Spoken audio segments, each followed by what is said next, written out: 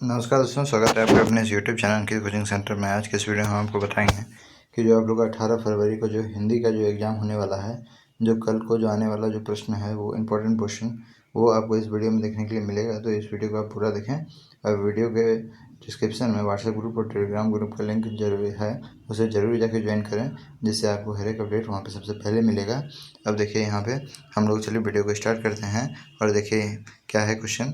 आपका क्वेश्चन है, वह कौन सी घटना थी जिसके बारे में सुनने पर लेखिका को ना अपनी आंखों पर विश्वास हुआ ना अपने कानों पर। तो कौन सा ऐसा घटना था उसके बारे में आपको बताना है। आपको हर एक वीडियो में बताते हैं, आप आंसर का पॉइंट पकड़ें, जिससे आप जो है लिख पाएंगे। आप जो है कहानी का सार यदि आप पढ़े हैं तो आप अपने से हिंदी में बना के भी आप लिख सकते हैं, तो इसीलिए आप पॉइंट को समझें। तो देखिए, लेखिका कॉलेज में हड़ताल करवाने में सबसे आगे रहती थी, है ना। वो जो है, जैसा कि आपको पता है, उसके पिताजी जो है कांग्रेस पार्टी के सबसे बड़े नेता थे। तो उसके अंदर वो जो है नेता का कुछ ना कुछ गुण था, तो वो हड़ताल करवाने में सबसे आगे रहती थी। एक बार कॉलेज की प्रिंसिपल का पत्र कॉलेज का प्रिंसिपल का पत्र पिताजी के नाम आया कि वे आकर मिले और बताएं कि उनकी बेटी मन्नू भंडारी की गतिविधियों के कारण उसके खिलाफ अनुशासनात्मक कार्रवाई क्यों नहीं की जाए, है ना। इसके बारे में उसके पास पत्र आया, तो इस पत्र को पढ़कर वे आग बबूला हो गए, है ना। जिस वक्त पत्र को पढ़े थे वो आग बबूला हो गए, फिर बाद में जाकर के वो शांत हुए, बहुत ज़्यादा खुश हुए अपनी बेटी पे। तो देखिए क्या है लिखा हुआ। उन्हें लगा कि कॉलेज में जाकर उन्होंने काफ़ी बातें सुनी पड़ेगी। अब यहाँ पे जो है अब उनके कहर का अनुमान करके लेखिका अपने सहेली के घर में छिप कर बैठी थी।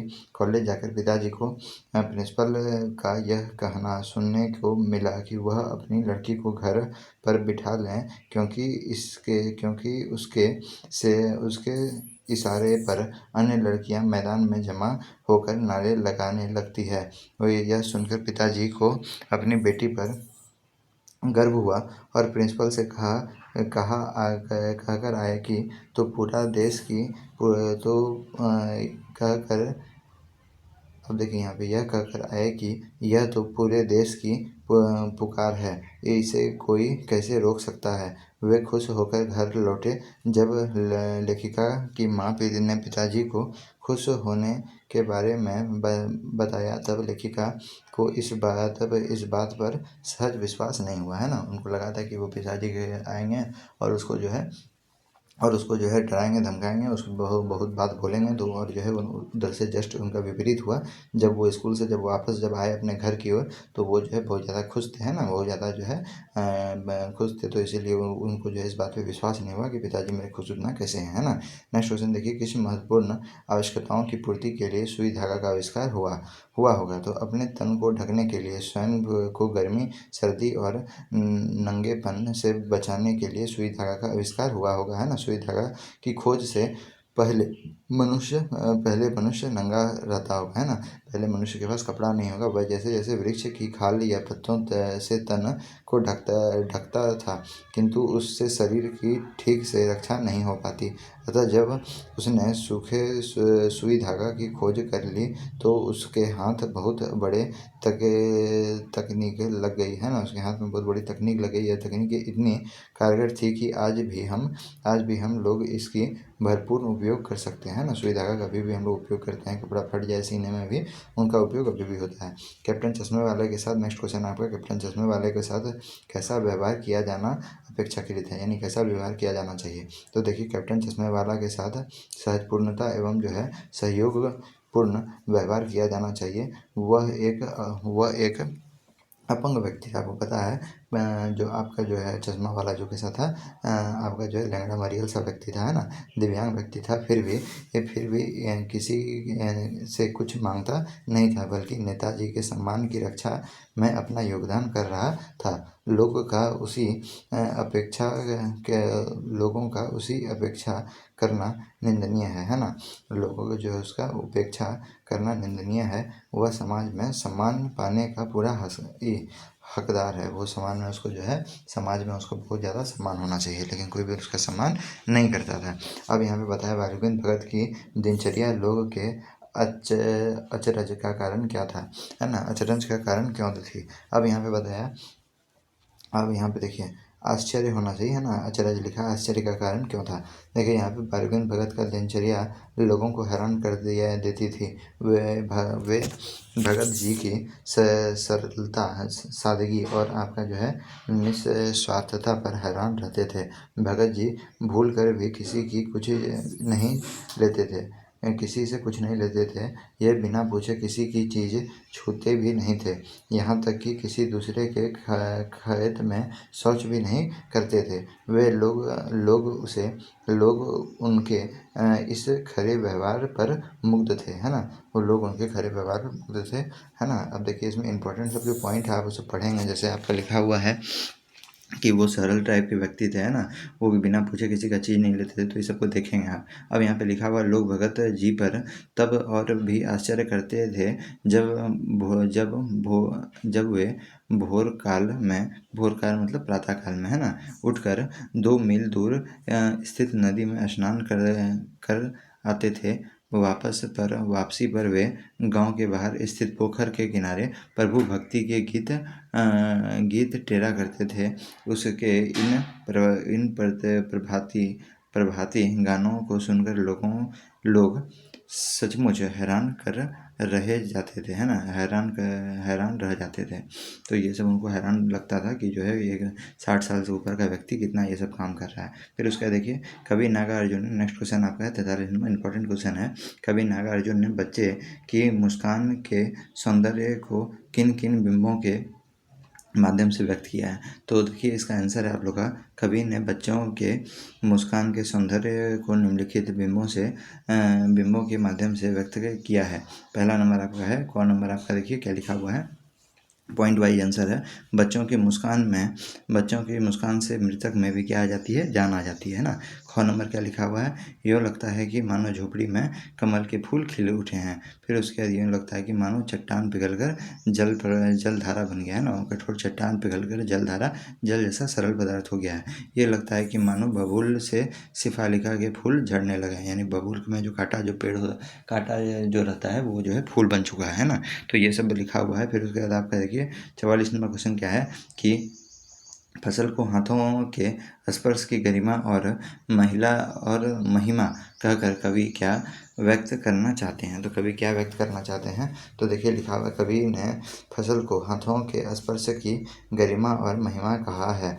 ऐसा कहकर वह कवि यह भाव व्यक्त करना चाहते हैं कि फसल के उपजने में मनुष्य के परिश्रम का महत्वपूर्ण योगदान होता है। मनुष्य अपने हाथों में श्रम करके खेत जोतता है और बीज बोता है और सिंचाई और फिर उसके बाद देखिए आगे क्या लिखा हुआ है, सिंचाई करता है ना, सिंचाई करता है। फसल का फलना फूलना किसान के श्रम की गरिमा और महिमा का ही परिश्रम है। फसल को जो गरिमा और महिमा प्राप्त होती है वह मनुष्य के हाथों किए गए श्रम के कारण ही संभव हो पाती है। तो ये इसका जो है आंसर हो जाएगा। अब देखिए संगीतकार किन किन रूपों में, नेक्स्ट क्वेश्चन 45 नंबर आपका इम्पोर्टेंट है, संगीतकार किन किन रूपों में मुख्य गायिकाओं के मदद करते हैं, है ना। तो यहाँ पे बताया संगीतकार मुख्य गायिकाओं के स्वयं में अपना स्वर मिलाकर उनकी मदद करते हैं। मतलब बताया संगीतकार क्या होता है कि जो मुख्य गायक होते हैं उसके पीछे में जो गाने वाला होता है उसको संगीतकार कहते हैं। तो उसी के स्वर में अपना स्वर मिला करके उसकी मदद करते हैं। कौन नंबर देखिए क्या क्या बताया गया, संगीतकार संगीत के विद्या तंत्र बजाकर गायिकाओं को मदद करता है। इसकी सहायता से उनके स्वर में उभर आता है ना। जब उनकी सहायता होता है, जब कभी वो जो है थक जाते हैं या कोई दिक्कत हो जाता है तो वो उनको क्या करते हैं, संभालते हैं। पर यह गायिकाओं के साथ अपने साजिदे होते हैं। वे गायिकाओं का रंग जमाने में मदद करते हैं ना। जैसे सिंगर गा रहा है, कोई भी आदमी गा रहा है तो उसके पीछे जो है सहायक होकर के वो क्या करते हैं, गाना गाते हैं ना। और फिर उसके बाद वो उनका मदद हो जाता है। अब देखिए मुख्य गायक का मदद हो जाता है। 46 नंबर क्वेश्चन में आपको क्या दिया हुआ है कि प्रकृति के उस अनंत और विराट स्वरूप को देखकर लेखिका को कैसा अनुभूति होता है। तो कैसा अनुभूति होता है, आंसर देखिए क्या लिखा हुआ है कि प्रकृति के अनंत और विराट स्वरूप को देखकर लेखिका को अनुभव होता है कि उसके भीतर कुछ उसके भीतर कुछ बूंद बूंद कर पिघल, आपका देखिए क्या लिखा हुआ है, बूंद बूंद कर पिघल रहे हैं। ये वह किसी अभिशप्त राजकुमारी सी नीचे बिखरे बिखरे भरी भारी भरकम पत्थरों पर बैठकर झरने के संगीत के साथ झरने के संगीत के साथ अपनी आत्मा का संगीत भी सुनने लगी। जब उसने बाहरी जलधारा में पाँव डुबाया तो वह भीतर तक भीग गई, है ना, भीग गई। अब यहाँ पे बताया है उसका मन काव्यमय हो गया, सत्य और सौंदर्य को छूने लगा। जीवन की अनंतता के प्रतीक उस झरने में लेखिका को जीवन की शक्ति का एहसास होने लगा। अब यहाँ पे बताया है उसके भीतर की सारी तमन्नाएं और दुष्ट वासनाएं इसकी निर्मल धारा में बहती जाना पड़ा। फिर उसके बाद देखिए पढ़ी, वह चाहने लगी कि वह अनंत काल तक ऐसे ही बहती रहे और फिर उसके बाद सुनती रहे, है ना, फिर उसके ऐसे ही बहती रहे और सुनती रहे। ये इसका आंसर है। फिर उसका देखिए नेक्स्ट आपका देखिए, ये सब जितना भी आपका क्वेश्चन है, ये सब क्वेश्चन को आप यदि पढ़ के जाइएगा तो आपको हर एक क्वेश्चन का 3 नंबर मिलेगा, है क्या नहीं। अब देखिए आपका नेक्स्ट क्वेश्चन क्या है कि लेखिका की अपने पिता से वैचारिक टकराहट को अपने शब्द में लिखें, है ना। तो ये मनु भंडारी से क्वेश्चन है आप लोग का, वैचारिक टकराहट को आपको लिखना है। तो देखिए ये आपका एक कहानी यह भी है, उस चैप्टर से क्वेश्चन है। क्या लिखा हुआ है कि लेखिका और उसके पिता के विचार आपस में टकराते थे, है ना, एक दूसरे का आपस में क्या होते थे, टकराते थे। पिता लेखिका को देश समाज के प्रति जागरूकता बनाना चाहते थे, किंतु उसे घर तक ही सीमित रखना चाहते थे। वे उसके मन में विद्रोह और जागरण के स्वर भरना चाहते थे, किंतु उसे सक्रिय नहीं होने देना चाहते थे। तो वो जो है चाहते थे कि वो जो है देश समाज के प्रति काम करे, लेकिन उसको बाहर जाने नहीं दिया जाता था। वो उसको मन में जो है विद्रोह और जागरण का भावना भी जगाना चाहते थे, लेकिन उसको बोलते थे वो सक्रिय नहीं हुए, है क्या नहीं। लेखिका चाहते थे कि वह अपनी भावनाओं को प्रकट भी करे, वह देश की स्वतंत्रता में सक्रिय होकर भाग ले। यहाँ आकर दोनों की टक्कर होती थी। अब देखिए विवाह के मामले में भी दोनों के विचार टकराए। पिता नहीं चाहते थे कि लेखिका अपने मनमर्जी से राजेंद्र यादव से शादी करे, परंतु लेखिका ने उनकी परवाह नहीं की। तो इस सब में भी जो है हर समय उनके जो है विचारों में क्या होता था, टकराव देखने के लिए मिलता था। अब देखिए यहाँ पे आपका क्वेश्चन नंबर 40 क्या है, इंपॉर्टेंट क्वेश्चन है। पाठ में आए किन प्रसंगों के आधार पर आप कह सकते हैं कि बिस्मिल्लाह खान वास्तव अर्थ में एक सच्चे इंसान थे, है ना, सच्चे इंसान थे, आपको बताना है। तो आप यहाँ पे देखिए बिस्मिल्लाह खान वास्तव में आंसर है आपका। बिस्मिल्लाह खान वास्तविक अर्थों में एक सच्चे इंसान थे। अब यहाँ पे क्योंकि कभी भी धार्मिक कट्टरता और आपका जो है शुद्धता को बढ़ावा नहीं दिया, उन्होंने मुसलमान होते हुए भी कट्टरता की स्वभाव नहीं रखी। वे हिंदू मुसलमान दोनों के समाज दृष्टि से देखते थे, है ना। फिर उसके बाद समान दृष्टि से, दोनों को समान दृष्टि से देखते थे। वे जिस श्रद्धा व आदर के साथ मंदिर में शहनाई बजाते थे, उसी आदर भाव के साथ आपके जो है मुहर्रम में नौहा बजाते थे, है ना। तो दोनों में जो है आपको जो है दोनों में आपका समान, जिस तरह मंदिर में बजाते उसी तरह मस्जिद में भी बजाते थे शहनाई। अब यहाँ पे बताया वे मिली जुली संस्कृति के प्रतीक थे, है ना, वे मिली जुली संस्कृति के प्रतीक थे, यानी उनमें वो जातिवाद नहीं करते थे। उन्होंने खुदा से कभी अपने लिए सुख समृद्धि की मांग नहीं की। वे तो सच्चा सुर की मांग करते थे। वो सिर्फ हर समय क्या बोलते थे कि हमको एक जो है सच्चा सुर मिल जाए, है क्या नहीं। तो ये आपका जो है आंसर था इसका। अब फिर उसके बाद देखिए नेक्स्ट क्वेश्चन क्या है कि लेखक ने किसे आपका जो है कूड़ा करकट कहकर कहा है और क्यों। तो लेखक किसको जो है कूड़ा करकट कहते हैं और क्यों कहते हैं बताना है आपको।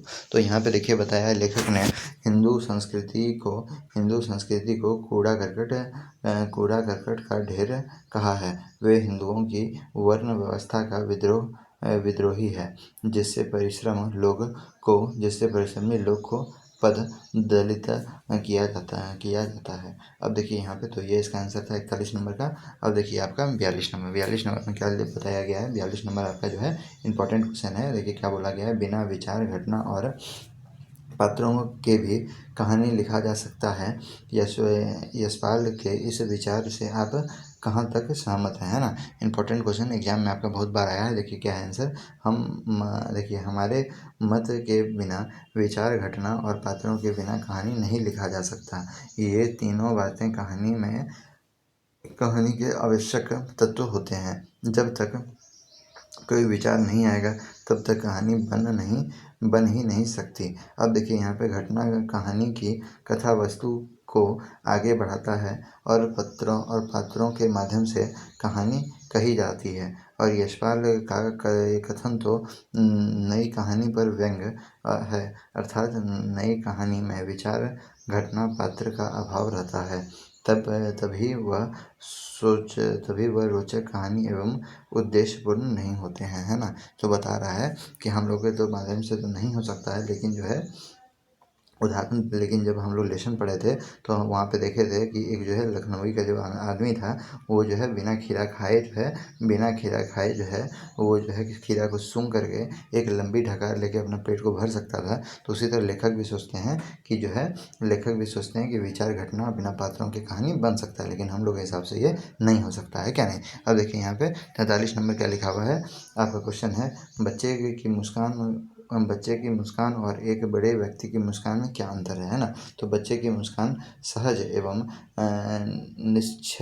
अब यहाँ पे निश्चल होते हैं। उसी मुस्कान अब देखिए उसकी मुस्कान उसके हृदय की प्रसन्नता को अभिव्यक्ति करता है। बड़े व्यक्ति की मुस्कान में पराया बनावटीपन होता है। वह अवसर देखकर मुस्कुराता है। अब देखिए उसमें निश्चलता की झलक नहीं होती है ना। अब उसमें जो है निश्चलता की झलक नहीं होती, किसमें, बच्चों में जो है निश्चलता की झलक नहीं होती है। लेकिन बड़े जो है क्या करते हैं, बड़े जो है मौका देख के बनावटी मुस्कान से हंसते हैं ना। अब देखिए यहाँ पे क्या लिखा गया है। फागुन में ऐसा क्या होता है जो बाकी ऋतुओं से भिन्न होता है। तो फागुन में आपका जो है मादकता का प्रभाव विशेष रूप से होता है। यह मादकता उसे अन्य ऋतुओं से अलग कर देती है। फागुन में वसंत का मोहक सौंदर्य देखते ही बनता है। फागुन के महीने में अब देखिए निर्जीव प्राप्ति होने वाले प्राणियों तथा प्रकृति में भी जान पड़ जाती है। इस ऋतु में उत्साह का संचार होता है। फागुन मास मौज मस्ती लेकर आता है। फागुन मास क्या लेके आता है, मौज मस्ती लेके आता है ना। तो ये इसका जो है 44 नंबर का आंसर है। 45 नंबर देखिए क्या लिखा हुआ है। सफलता के चरम शिखर पर पहुंचने के दौरान यदि व्यक्ति लड़खड़ाते हैं तब उसे सहयोग किस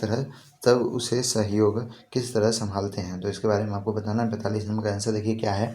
जब कोई व्यक्ति सफलता के चरम शिखर पर पहुंच कर अचानक लड़खड़ा जाता है तो उसे सहयोग की उसे बल, उत्साह, फिर उसके बाद आपका जो है शाबाशी के साथ देखकर संभालते हैं, है ना। वे अपनी शक्ति उसके लिए लगा देता है। वे उसकी कमी को पूरा करने का भरसक प्रयास करता है। तो ये इसका जो है वो 44 नंबर का आंसर है, क्या नहीं। अब देखिए यहाँ पे 46 नंबर का आंसर आपका क्या है कि आप लोग का बताया है कि ये आपका लास्ट क्वेश्चन है। देख लीजिए कि आपके विचार से भोलानाथ और साथियों को देखकर सिसकना क्यों भूल गया। देखिए ये इंपॉर्टेंट क्वेश्चन है। ये आपका जो है आपका एग्जाम में ज़रूर आता है, झारखंड बोर्ड में। अब देखिए यहाँ पे क्या लिखा हुआ है आंसर है इसका। तो घर में माँ बच्चे को लाख खटपटाने पर भी उसे पकड़कर उसके सिर में चुल्लू भर कड़वा तेल डाल देती है। वह सिर को तेल से सराबोर करके ही छोड़ती है। फिर माथे पर काजर की बिंदी लगाती है। फिर उसके बाद फूलदार लट्टू बांधकर कुर्ता टोपी पहना देती है। इस प्रकार माँ के हठ से तंग आकर बच्चा सिसकने लगता था। अब देखिए, तब वे बाबूजी के गोद में, तब जो आपका जो भोलानाथ था उसके जो है बाबूजी आते थे गोद में, सिसकते बाहर आते थे, उसको लेकर के बाहर आते थे। पर बाहर आते ही उसकी प्रतीक्षा करते बालकों का झुंड मिल जाता है ना, तो उसका दोस्त सब मिल जाता है। तो आप देखिएगा कितना टेंशन में भी होइएगा, आपका दोस्त जब मिल जाएगा तो आपको जो है बहुत ज़्यादा खुशी होगा। तब वह अपने अपने खेल के साथियों को देखकर सिसकना भूल जाता है। हमारे विचार से वह खेलने का अवसर पाकर सिसकना भूल जाता है। तो ये इसका जो है आंसर था, और ये लास्ट क्वेश्चन है। आप कमेंट करके ज़रूर बताइएगा आपको आंसर कैसा लगा, आपको ये वीडियो कैसा लगा। और ये वीडियो से आपको जो है बहुत सारा क्वेश्चन आपको एग्जाम में देखने के लिए मिलेगा। तो इस वीडियो को ज़रूर आप पढ़ के जाइएगा, और वीडियो के डिस्क्रिप्शन में व्हाट्सएप ग्रुप और टेलीग्राम ग्रुप का लिंक होगा, उसे ज़रूर जाके ज्वाइन कीजिए। उसमें आपको झारखंड बोर्ड के बहुत सारा अपडेट आपको जो है मिलते रहता है। मिलते हैं नेक्स्ट वीडियो में। जय हिंद।